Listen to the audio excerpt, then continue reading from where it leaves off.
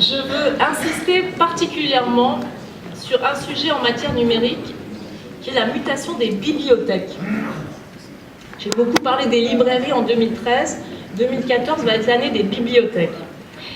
Il faut bien sûr accompagner la mutation des bibliothèques vers les nouveaux usages, répondre à de nouveaux besoins. C'est évidemment permettre une ouverture de ces bibliothèques à tous les publics et quand ces publics sont disponibles.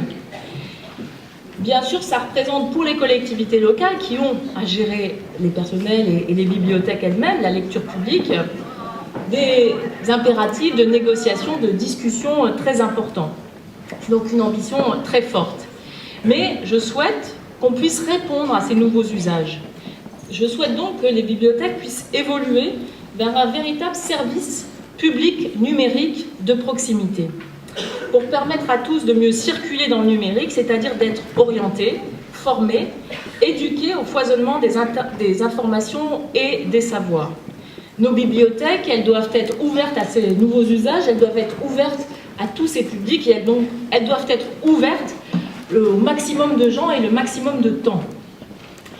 C'est en ce sens aussi, et pour que la BPI, la Bibliothèque publique d'information qui se trouve à Beaubourg, puisse être un outil pilote dans cette nouvelle bibliothèque, dans ces nouveaux usages des bibliothèques, que j'ai demandé à Christine Carrier de prendre la tête de la Bibliothèque publique d'information.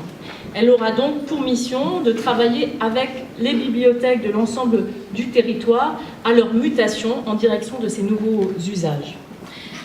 Faire entrer la politique culturelle dans le XXIe siècle, c'était aussi, bien sûr, faire place à des nouveaux talents, à des nouvelles écritures, à des mutations esthétiques pour renouveler la création, pour permettre aussi, bien sûr, de renouveler les publics. C'est ce qui a présidé au vaste mouvement de nomination que j'ai fait en 2013. C'était absolument vital. Il y a eu, dans le domaine simplement du spectacle vivant, plus de 50 nominations qui, en fait, ont permis, avec détermination et conviction, de faire le choix résolu du renouvellement et de l'ouverture. Et le théâtre, notamment, en avait grandement besoin. Je suis très fière du bilan de cette année de nomination. Et j'invite ceux qui avaient pu porter un regard critique à tel ou tel moment, je les invite à regarder le bilan de ce mouvement de nomination, de regarder les visages et de regarder derrière ces visages les esthétiques, les œuvres, le travail, les ambitions, les projets de ceux qui incarnent ce mouvement de nomination.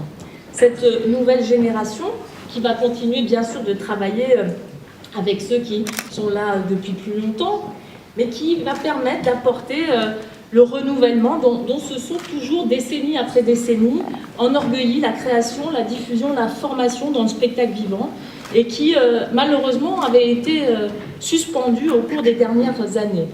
J'ai voulu donc